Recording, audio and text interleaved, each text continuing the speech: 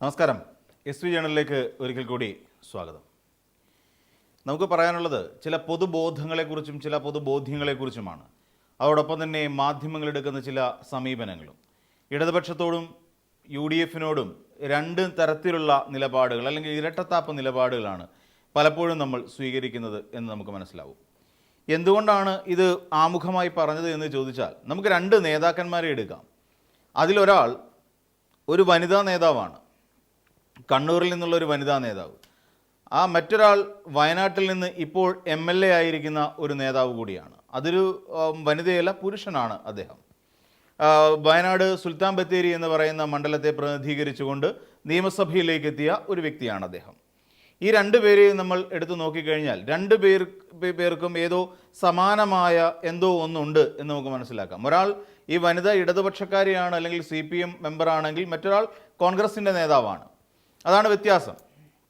എന്നാൽ ഇവരെ രണ്ടുപേരെയും തമ്മിൽ കൂട്ടിയോജിപ്പിക്കുന്ന ചില ഘടകങ്ങൾ എവിടെയൊക്കെയോ ഉണ്ട് എന്നുള്ളത് നമുക്കറിയാം. ആദ്യം പറഞ്ഞ വനിതാ നേതാവിൻ്റെ പേര് PP ദിവ്യ എന്നാണ്. അപ്പോൾ PP ദിവ്യയുമായി ബന്ധപ്പെട്ടുകൊണ്ട് നമുക്കറിയാം കേരളത്തിലുണ്ടായ കോളിളക്കങ്ങൾ. നവീൻ ബാബു എന്ന് പറയുന്ന കണ്ണൂർ ADM ആയിരുന്ന ഒരു വ്യക്തിയുടെ ആത്മഹത്യയെ തുടർന്ന് PP ദിവ്യ കുറ്റക്കാരിയാവുകയും ഒടുവിൽ അവർക്കെതിരായി ശക്തമായ നിയമ നടപടികളും അന്വേഷണങ്ങളും ഒക്കെ നേരിടുകയും പാർട്ടിക്കുള്ളിൽ ഇനി മേലെ കണ്ടുപോകരുതെന്നും PP ദിവ്യ എന്ന് പറയുന്നത് എന്തോ കൊടും കുറ്റവാളി എന്നുള്ള നിലയിലാണ് മാധ്യമങ്ങളടക്കം ഇവിടുത്തെ പൊതുബോധ്യം അവരെ അവതരിപ്പിച്ചത്. ADM എന്ന് പറയുന്ന നവീൻ ബാബു എന്ന് പറയുന്ന ഒരാൾ അവിടെ ഒരു പെട്രോൾ പമ്പ് അനുവദിക്കുന്നതുമായി ബന്ധപ്പെട്ടുകൊണ്ട് ഒരു NOC നൽകാതിരുന്ന ഒരു NOC വളരെ വേഗത്തിൽ ഒരു സുപ്രഭാതത്തിൽ NOC നൽകുന്നതുമായി ബന്ധപ്പെട്ട് NOC നൽകിയ ഒരു സംഭവം ഉണ്ടായി. അദ്ദേഹത്തിനെ നവീൻ ബാബു പിന്നീട് നാട്ടിലേക്ക് പത്തനംതിട്ടയിലേക്ക് തിരികെ പോരുന്നതിൻ്റെ ആ ദിവസം അദ്ദേഹത്തിന് സംഘടിപ്പിച്ച ഒരു യാത്രയയപ്പ് ചടങ്ങിലേക്ക് PP ദിവ്യ എത്തുകയും ക്ഷണിക്കപ്പെടാത്ത ഒരു അതിഥിയായി എത്തുകയും അവിടെ ഇരുന്നു കൊണ്ട് അവിടെ മറ്റൊരിടത്ത് പോയി കഴിഞ്ഞാലും ജീവിതത്തിൽ സത്യസന്ധത പുലർത്തണം എന്ന് PP ദിവ്യ അവിടെ നിന്ന് പറയുകയും ചെയ്തു. അതോടൊപ്പം അദ്ദേഹത്തിന് ആദരവ് സമ്മാനിക്കുന്ന അല്ലെങ്കിൽ അദ്ദേഹത്തിന് ഉപഹാരം നൽകുന്നത് കാണാൻ താൻ ഇരിക്കുന്നില്ല എന്ന് പറഞ്ഞുകൊണ്ട് PP ദിവ്യ എന്ന് പറയുന്ന അന്നത്തെ നേതാവ് അല്ലെങ്കിൽ അന്നത്തെ ജില്ലാ പഞ്ചായത്ത് പ്രസിഡന്റ് പുറത്തേക്ക് ഇറങ്ങിപ്പോവുകയും ചെയ്തു. ഇതോടുകൂടി മനോനിലയിൽ അല്ലെങ്കിൽ മാനസികമായി ബുദ്ധിമുട്ട് അനുഭവിച്ച ADM നവീൻ ബാബുവിനെ തൊട്ടടുത്ത ദിവസം ക്വാർട്ടേഴ്സിനുള്ളിൽ മരണപ്പെട്ട നിലയിൽ കണ്ടെത്തുകയും ചെയ്തു. ഹാങ് ഡെത്ത് ആയിരുന്നു, തൂങ്ങി മരണമായിരുന്നു. പിന്നീട് PP ദിവ്യ എന്ന് പറയുന്ന ആ ഒരു വനിതാ നേതാവിനെ ചുറ്റിപ്പറ്റിക്കൊണ്ട് മാധ്യമങ്ങളും ഇവിടുത്തെ പൊതുബോധവും എല്ലാം അവരെ വളഞ്ഞിട്ട് ആക്രമിക്കുന്ന സാഹചര്യത്തിലേക്ക് എത്തി.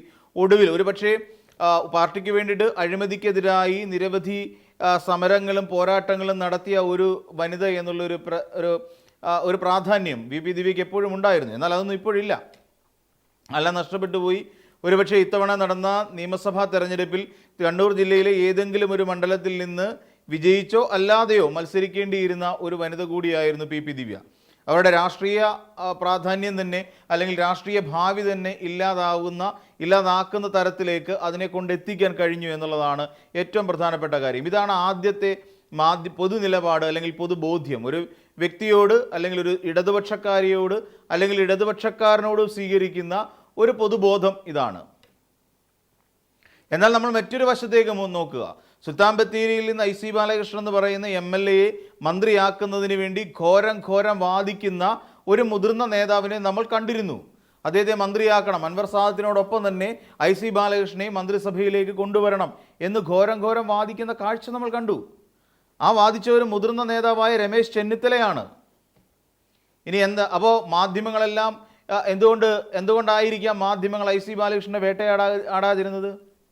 IC ബാലകൃഷ്ണൻ എന്ന് പറയുന്ന ഒരാൾ PP ദിവ്യയെ പോലെ തന്നെ അല്ലെങ്കിൽ അതിൽ കുറച്ച് കൂടുതൽ കടന്ന കൈയുണ്ടായിരുന്ന ഒരു വ്യക്തി കൂടിയല്ലേ? അതായത് DCC ട്രഷററായിരുന്ന വയനാട് DCC ട്രഷററായിരുന്ന NM വിജയൻ്റെ മരണത്തിന് കാരണക്കാരനായ ഒരു വ്യക്തിയല്ലേ IC ബാലകൃഷ്ണൻ? അത് ഒരു ഊഹാപോഹത്തിൻ്റെ പുറത്തോ ഏതെങ്കിലും ഒരു പ്രസംഗത്തിൻ്റെ പുറത്തോ അല്ലെങ്കിൽ ഏതെങ്കിലും ഒരു ഉപദേശത്തിൻ്റെ പുറത്തോ പോയിട്ടല്ല NM വിജയൻ പോയി ആത്മഹത്യ ചെയ്യുന്നത്. ആ വയനാട് ജില്ലയിലെ സഹകരണ സ്ഥാപനങ്ങളുമായി ബന്ധപ്പെട്ട് നടന്ന നിയമനങ്ങളുമായി അവിടെ നിയമനങ്ങൾ നടത്തുന്നതിന് വേണ്ടി കോഴ വാങ്ങിയിരുന്നു. അത് വാങ്ങിയതെല്ലാം ഈ പറയുന്ന ട്രഷറർ മുഖാന്തിരമാണ് അതെല്ലാം നടന്നത്. ആ ഇടപാടുകളൊക്കെ നടന്ന ആ വഴിക്കായിരുന്നു.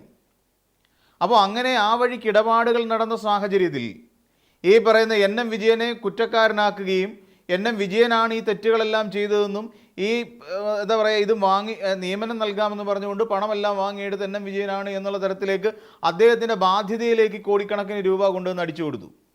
അതൊരു തന്ത്രപരമായ ചതിയൊരുക്കലായിരുന്നു സത്യത്തിൽ സംഭവിച്ചത്.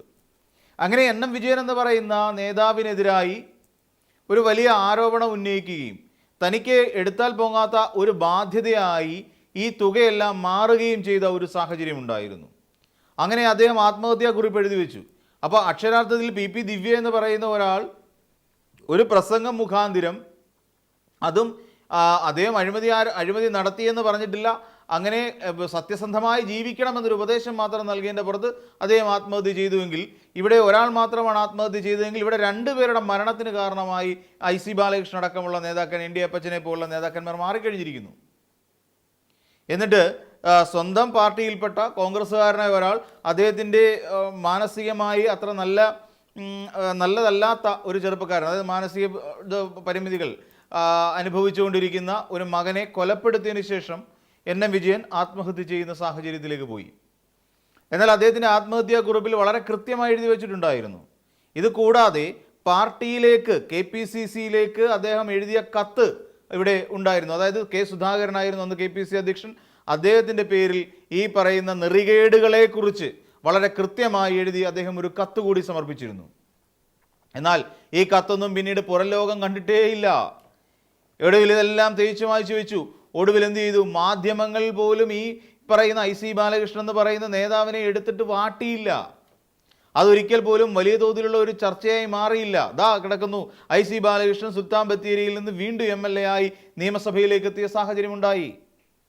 അത് മാത്രമല്ല, ആ സാഹചര്യത്തിൽ അദ്ദേഹത്തെ എന്ത് സംഭവിച്ചു എന്ന് വെച്ചാൽ മന്ത്രിയാക്കണം എന്നാവശ്യപ്പെട്ടുകൊണ്ട് രമേശ് ചെന്നിത്തല ഘോരം വാദിച്ചപ്പോൾ ഒരു ഘട്ടത്തിൽ പോലും മാധ്യമങ്ങൾ IC ബാലകൃഷ്ണനെതിരായി നിലവിലിരിക്കുന്ന ഒരു ആത്മഹത്യാ പ്രേരണ കേസുമായി ബന്ധപ്പെട്ടുകൊണ്ട് ആ ഒരു കുറ്റത്തെക്കുറിച്ചോ അത് അദ്ദേഹം പ്രതി ചേർക്കപ്പെട്ടതിനെക്കുറിച്ചോ മാധ്യമങ്ങൾ ഒരു അക്ഷരം പോലും മിണ്ടിയില്ല എന്നുള്ളതാണ് ഇവിടുത്തെ ഏറ്റവും പ്രധാനപ്പെട്ട മറ്റൊരു കാര്യം. അപ്പോൾ ഈ രീതിയിലാണ്, രണ്ട് തരത്തിലാണ് ഇവിടുത്തെ ഇടതുപക്ഷത്തെയും അതോടൊപ്പം തന്നെ UDFൻ്റെ അല്ലെങ്കിൽ കോൺഗ്രസിൻ്റെയും നേതാക്കന്മാരെ ഇവിടെ പൊതുബോധം ട്രീറ്റ് ചെയ്യുന്നത്, അല്ലെങ്കിൽ അവർ രണ്ട് രീതിയിലാണ് കണ്ടുകൊണ്ടിരിക്കുന്നത്. ഈ ഒരൊറ്റ ഉദാഹരണത്തിൽ നമുക്ക് കാര്യങ്ങൾ മനസ്സിലാക്കാം. അങ്ങനെ പലരെയും നിരന്തരം വേട്ടയാടിക്കൊണ്ടിരിക്കുന്ന ഒരു സാഹചര്യമില്ലേ? നമുക്കറിയാവുന്ന പോലെ ഇവിടെ പിണറായി വിജയൻ്റെ മരുമകനായി പോയതിൻ്റെ പേരിൽ നേരത്തെ മുതൽ തന്നെ രാഷ്ട്രീയ പ്രവർത്തനം, SFI മുതൽ തന്നെ രാഷ്ട്രീയ പ്രവർത്തനം നടത്തി മന്ത്രിയായി മാറിയ PA മുഹമ്മദ് റിയാസ് എന്ന് പറയുന്ന ഒരു മന്ത്രിയെ മരിമോനിസം എന്ന് വിളിച്ചിട്ടാണ് ഇവിടുത്തെ നാട്ടുകാർ ട്രീറ്റ് ചെയ്തത്. കോൺഗ്രസിലേക്ക് നോക്കൂ. ഇന്ന് വൈദ്യുത വകുപ്പ് മന്ത്രിയായിരിക്കുന്ന K. മുരളീധരൻ ആരുടെ മകനാണ്? K. കരുണാകരൻ എന്ന് പറയുന്ന ഒരാളുടെ മകനല്ലേ? ഇബ്രാഹിം കുഞ്ഞിൻ്റെ മകനല്ലേ പിന്നെ ഗഫൂർ? അങ്ങനെ എത്ര പേരെ നമുക്കറിയാം. പിറവത്ത് നിന്നെത്തിയ അനൂപ് ജേക്കബ് ആരുടെ മകനായിരുന്നു? TM ജേക്കബിൻ്റെ മകനല്ലേ? PG ജോസഫിൻ്റെ മകനല്ലേ അബു ജോൺ ജോസഫ്? അങ്ങനെ നിരവധി ഉദാഹരണങ്ങൾ നമുക്ക് എടുത്ത് കാണിക്കാമെന്നിരിക്കലും ഇവിടെ ഇടതുപക്ഷത്തിൻ്റെ അല്ലെങ്കിൽ CPMൻ്റെ ഒരു മുതിർന്ന നേതാവിനെതിരായി, അല്ലെങ്കിൽ മുഹമ്മദ് റിയാസ് എന്ന് പറയുന്ന വളർന്നു വരുന്ന ഒരു മന്ത്രിക്കെതിരായി നടത്തിക്കൊണ്ടിരിക്കുന്ന കുടിലമായ ആരോപണങ്ങളുടെ വഴികൾ ഇങ്ങനെയൊക്കെയാണ്. ഇതാണ് രണ്ട് രീതിയിൽ മാധ്യമങ്ങളാണെങ്കിലും പൊതുബോധവും ഇടതുപക്ഷത്തെ അല്ലെങ്കിൽ CPMനെ നേരിടുന്നതും UDFനെ നേരിടുന്നതും രണ്ട് രീതിയിൽ തന്നെയാണ്. IC ബാലകൃഷ്ണനെ മന്ത്രിയാക്കാൻ വേണ്ടി വാദിക്കുന്നു. PP ദിവ്യ എന്ന് പറയുന്ന ഒരാളുടെ പിന്നെ രാഷ്ട്രീയ ഭാവി തന്നെ ഇല്ലാതാക്കുന്നു. ഇതാണ് പൊതു രീതി.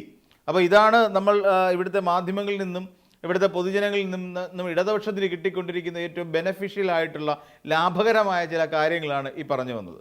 അപ്പോൾ മറ്റൊരു വീഡിയോയുമായി നമുക്ക് വീണ്ടും കാണാം.